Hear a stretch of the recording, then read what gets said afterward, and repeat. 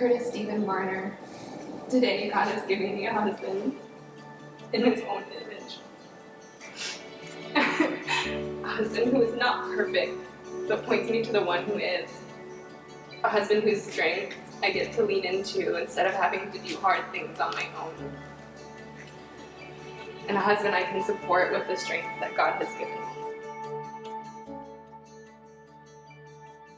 I've always had hopes and dreams for how this day would go. As a kid watching TV, I formed a fantasy for not only the wedding, or how the wedding would be, but also who this woman in white would be, what she would be like, and how I would feel.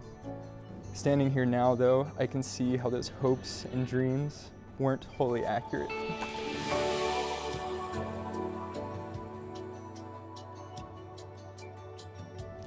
When I imagined this beautiful bride, how she would be, and what she would look like, I did not anticipate first how beautiful she actually would be, how compassionate and caring, how fun and quirky, but secondly, how beauty as I understood it would be completely swallowed up by the realization that this same person who could choose anyone would want to marry me.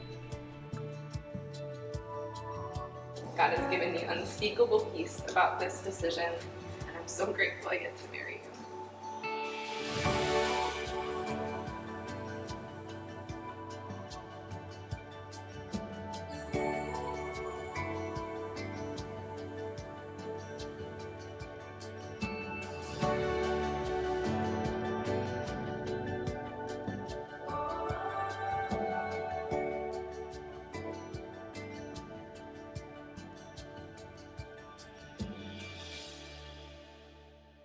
A branch without the vine will wither and die.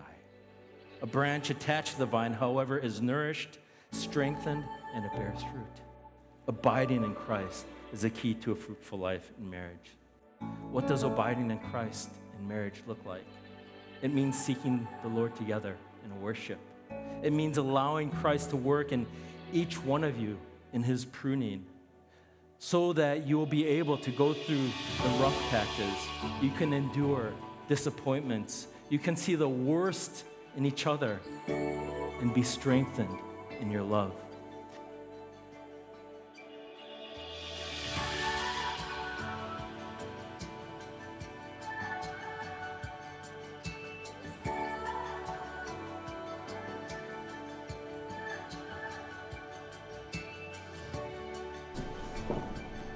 Hi, sweetie. Oh my gosh. You're so beautiful. I love you, and I'm so happy for you.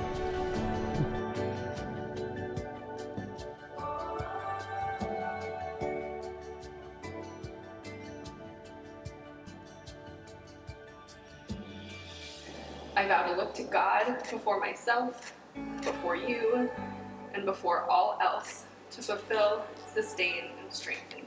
I vow to forsake myself every day, lovingly sacrificing for you as you've seen modeled by Christ.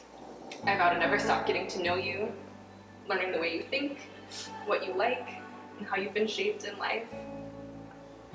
I vow to live by faith and not by feeling, to love you at your worst and at mine, when love is hard, when I don't feel tender, and when distance seems easier than closeness.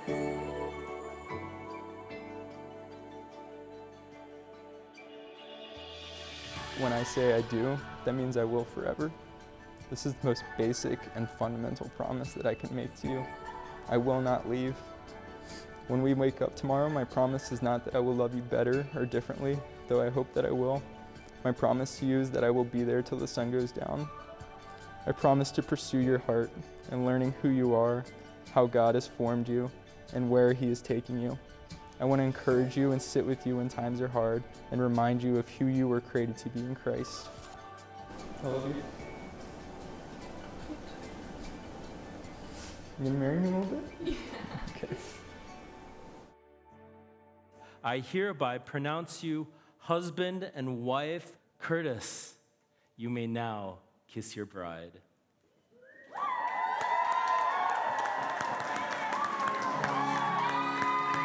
I now present to you for the first time Mr.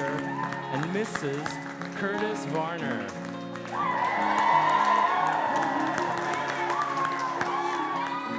Don't get twisted in your reeling.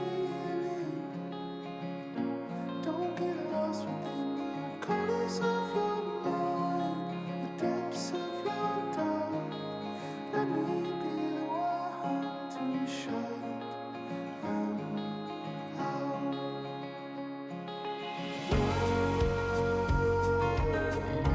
You don't have to be alone anymore. You don't have to keep fighting anymore. You don't have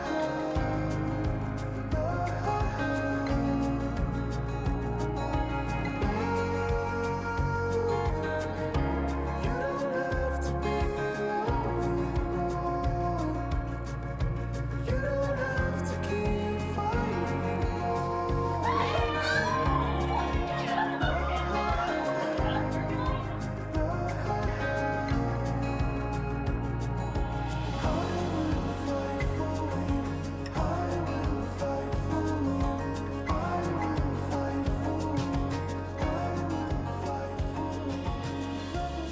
Curtis, I had a really high bar for Hannah's future husband, and you just blow me away with the depth of your love for her. It is so evident in the way that you look at her and the way that you treat her when we're together.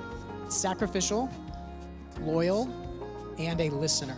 All three of those words are applicable to Curtis because he makes you feel heard and seen. If you have a problem, you can go to him, he'll stare into your soul, and he'll have a conversation with you. He's also served many people with his time, with his skill sets, with his truck, and he's very loyal. That brings me to you, Hannah. You are beautiful. You are strong. You are smart. You're detail-oriented. You're hardworking. You're thoughtful. And these traits are going to be wonderful for you to continue to bless Curtis as you go throughout your marriage together.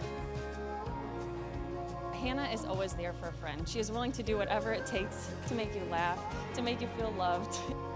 Lord willing, Hannah and Curtis will have a long life together filled with a lot of growth. And I know that Hannah will play a large part in shaping the way that Curtis grows and changes as a person.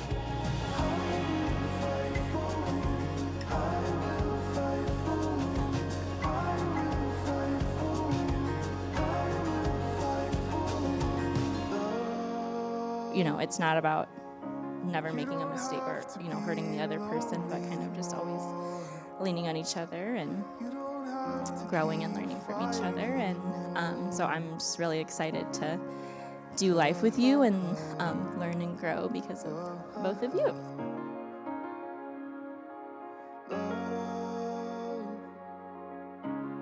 Here's to a lifetime of happiness, growth, and balance together. Cheers to a lifetime of growing closer and experiencing joy side by side. We love you so much. To Hannah and Curtis.